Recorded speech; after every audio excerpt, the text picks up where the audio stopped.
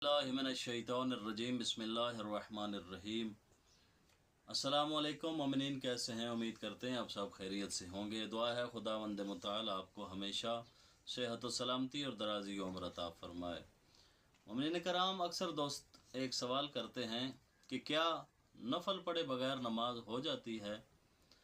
तो याद रखें कि शरीयत में जो है वो नमाज जो वाजिब है वो तो हो जाती है, लेकिन शरीयत ने अगर नफल रखे हैं और सुन्नत नमाजें हैं तो आप उनको अदा करें। आप इस चीज़ को अपनी आदत ना बना लें कि आपने सिर्फ वाजिबात ही अदा करने हैं। और बाज़ लोग जो हैं वो ऐसे ही करते हैं, वो सिर्फ जो है वाजिब अदा करते हैं, ना वो तस्बीह पढ़ते हैं, ना सजदा शुक्र करते हैं और ना दुआ करते हैं। जबकि अल्लाह चाहता है कि इंसान नमाज के बाद उस खालिक लम जज़ल से दुआ मांगे, तो फिर अल्लाह ताला उसको अता करे। जैसे कि इमाम हसन अस्करी अलैहिस्सलातु वस्सलाम का फरमान है कि मोमिन वो है कि जो दिन में 51 रकत नमाज अदा करे। तो 51 रकत किस तरह बनती है? 17 रकत नमाज जो है वो अगर आप 5 वक्त की वाजिब नमाज में लाएं तो 17 रकत बनती है। तो इमाम अलैहिस्सलाम ने फरमाया कि मोमिन वो है जो दिन में 51 रकत नमाज अदा करे, जिसमें तमाम सुन्नत भी शामिल हैं और वाजिब भी शामिल हैं और 11 रकत नमाज शब भी शामिल है। तो कोशिश करें जितने ज़्यादा आप इसको अदा कर सकें इसको अदा किया करें, चूँकि नमाज मोमिन की महराज है।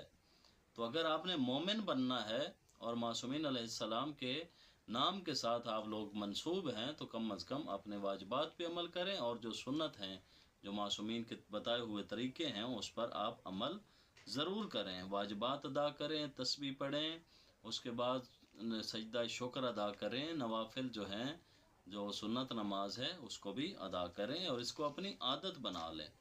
याद रखिएगा, खुदावंद मुताल चाहता है कि इंसान मुझसे दुआ करे, मुझसे मांगे। दुआ करना भी सुन्नत है। तो जब आप खुदा से मांगेंगे नहीं तो खुदा आपको कैसे अता करेगा?